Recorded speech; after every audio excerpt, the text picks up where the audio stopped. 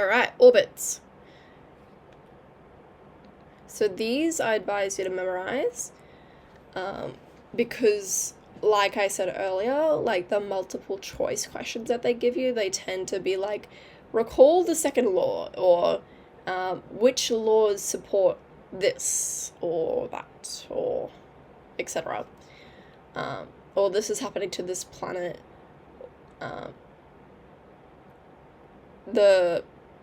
According to Kepler's third law, describe what is happening to the radius. Like, they kind of tend to vary, but the Kepler's laws always seem to somehow get involved in exams, and you probably have seen this when looking at them. If not yet, then you will. So make sure you remember these. Kepler's first law, it's all orbiting planets orbit in an elliptical fashion. So in this shape here, okay?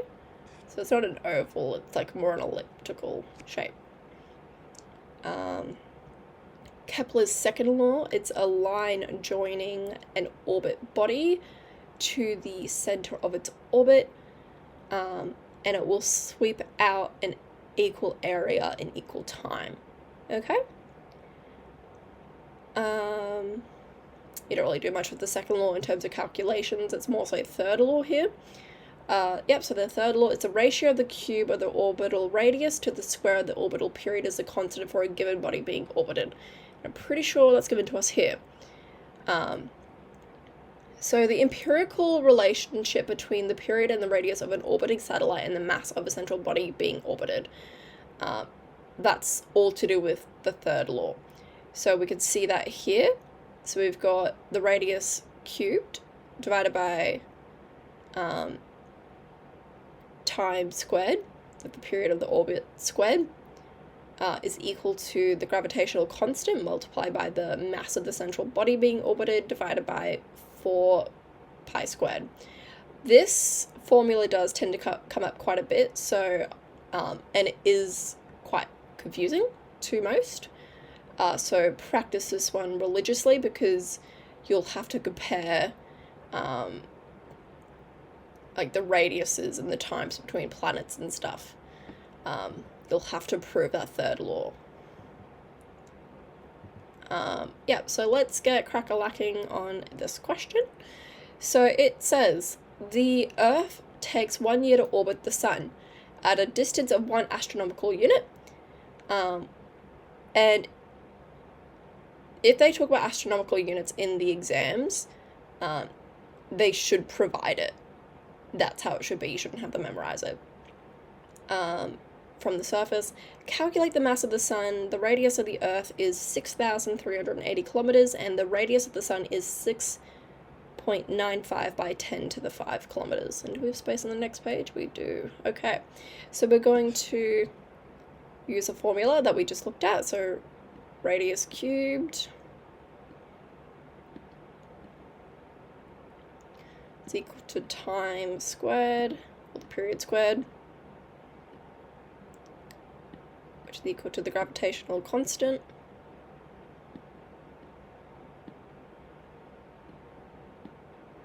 multiplied by the mass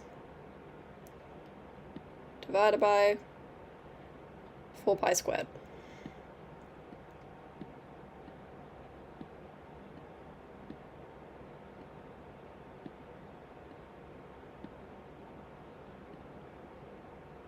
Alright, and we're going to remember that the radius is going to be in meters. So, we need to make sure we add all 3 of these. So this bit, that bit, and this bit. Alright, so just thinking, yeah. So it's very similar to what we did in the previous question. And we're just going to make sure we multiply it by 10 to the power of 3 to get it from kilometers into meters, because there are 1,000 kilometers in there are 1,000 meters, sorry, in a kilometer. So we'll write that in. So I'll just start with the first one. 1.5 by 10 to the 8.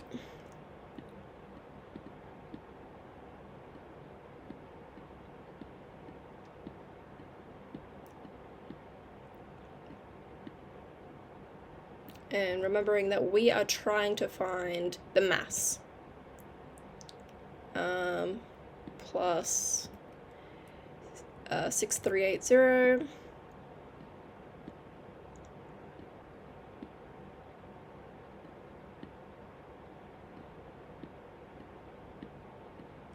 plus 6.95 by 10 to the 5.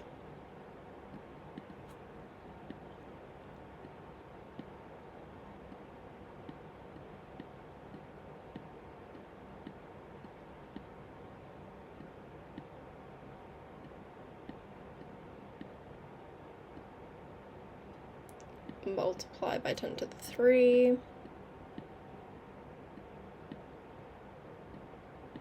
More brackets. Squared.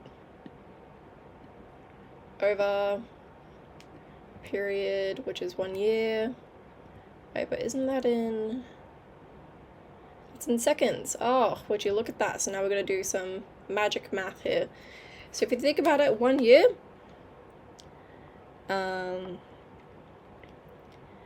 we've got 1 day, which is 24 hours. So we've got 24 hours, but then it's got 60 minutes in each of those hours, which has got 60 seconds in each of those minutes. And then you've got 365 days a year. So it's going to be a long number. It's going to be 36,000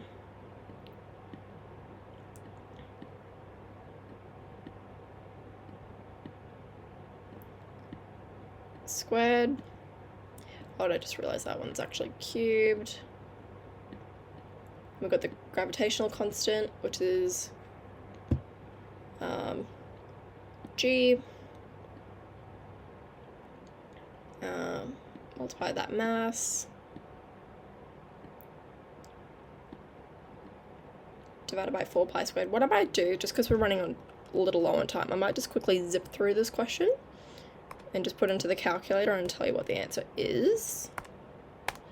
So we got 1.5 10 to the 8 plus 6380 plus 6.95 by 10 to the 5 by 10 to the 3. 315 6. Oh wait, 36000 squared.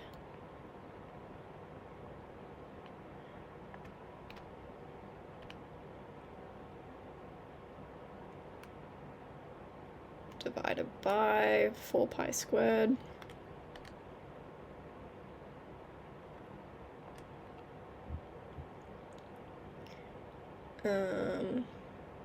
Oh, it's not divided by, it's multiplied by.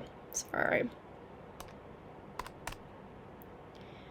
And then we're dividing by the gravitational constant, which is going to be 6.67 by 10 to the 11, negative 11, I should say, sorry. And that's going to be, our mass is going to be very big. It's going to be 2.04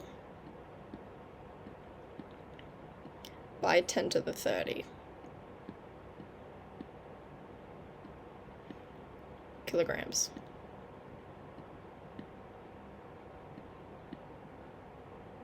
Okay, we're going to go into the next question. Okay. But yeah, that formula can be rearranged. This is something worth remembering, that it can be